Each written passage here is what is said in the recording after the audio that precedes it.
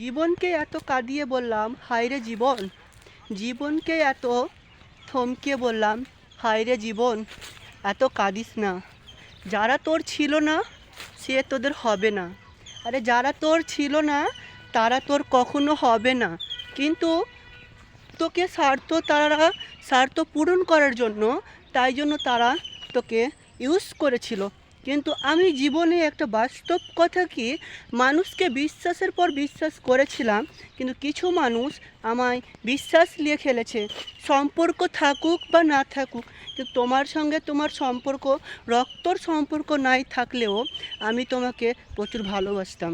সে মানুষদেরকে বিশ্বাস করে ভালোবেসেছিলাম, কিন্তু সে বিশ্বাসের খেলা খেলেছিল।